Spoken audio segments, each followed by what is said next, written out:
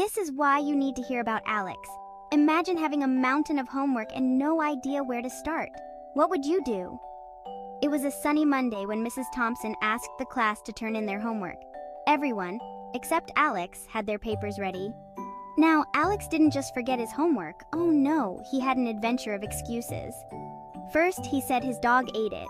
Classic, but Mrs. Thompson's eyebrow raise told him she wasn't buying it.